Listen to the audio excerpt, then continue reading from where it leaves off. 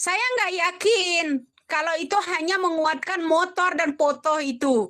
Ya, menguatkan Peggy Setiawan akan dipanggil ulang, disidik ulang oleh penyidik yang namanya Polda Jawa Barat. Ya, Polda Jawa Barat, saya harap Anda tidak menciptakan yang namanya bukti baru. Ya. Usai dibebaskan, rupanya Peggy Setiawan belum bisa bernapas lega. Seperti yang diketahui, Peggy Setiawan resmi dinyatakan bebas oleh Pengadilan Negeri Bandung karena status tersangka dalam kasus pembunuhan Vina dan Eki Cirebon pada tahun 2016 silam dinilai tidak sah di mata hukum. Kini Peggy sudah bisa menghirup udara segar lagi di luar tahanan dan sudah kembali ke rumahnya di Cirebon. Namun belakangan mencuat isu bahwa Peggy bisa saja dijerat hukum lagi dan menjadi tersangka kembali dalam kasus pembunuhan Vina Cirebon tersebut.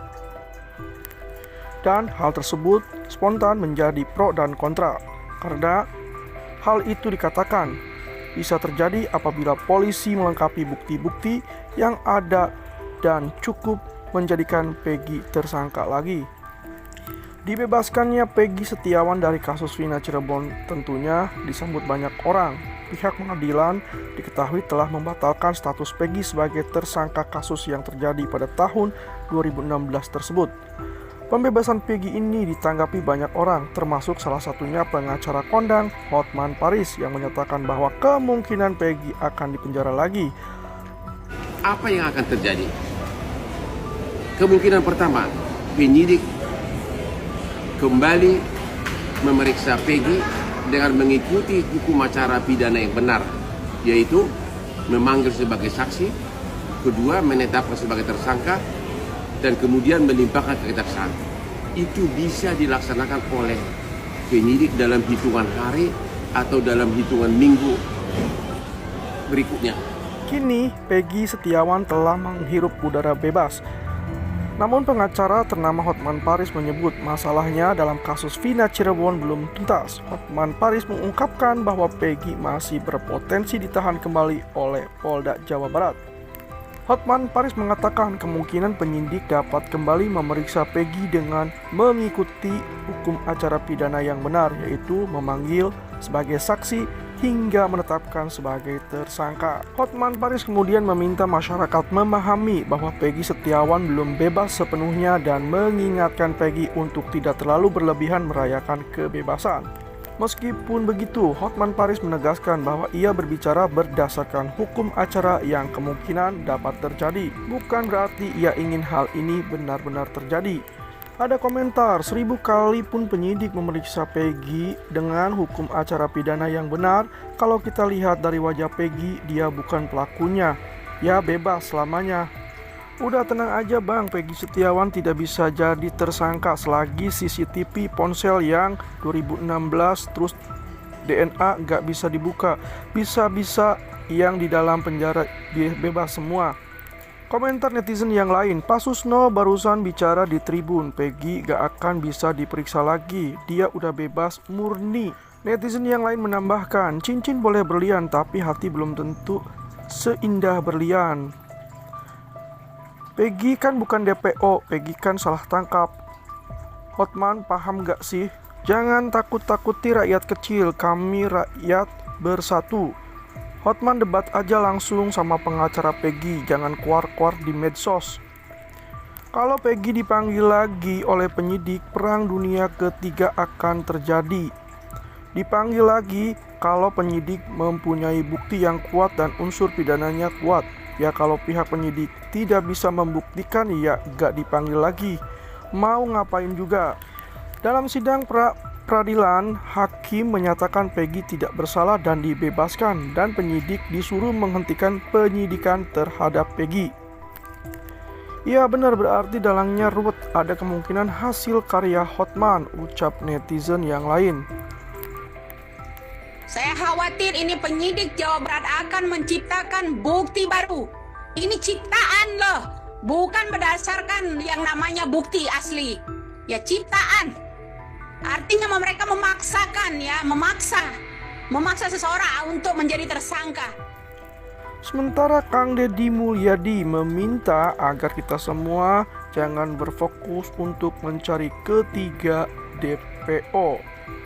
Karena peduli siapa pelaku, takut terjadi salah tangkap lagi.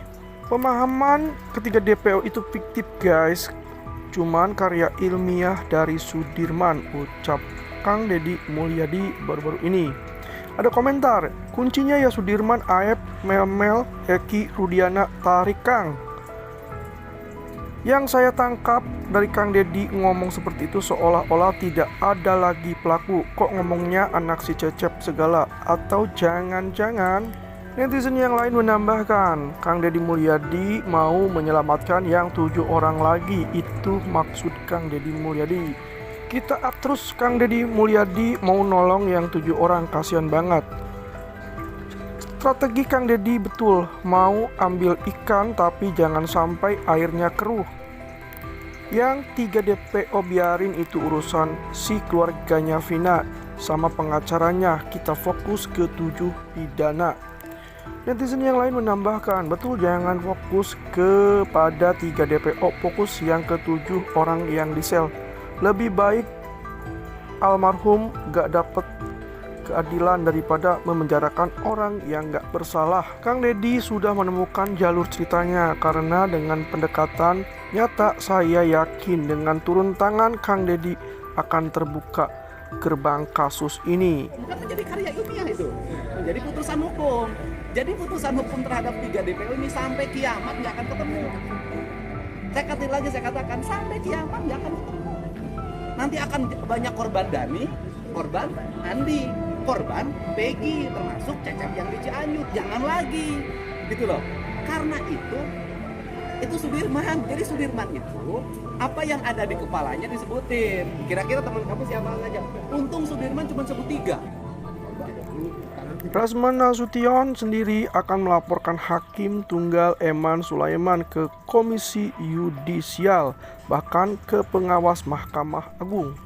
Menuai ragam komentar netizen, Rasman menyatakan ingin melihat gejolak masyarakat jika Hakim Eman Sulaiman melaporkan putusan atas pra-peradilan Peggy Setiawan.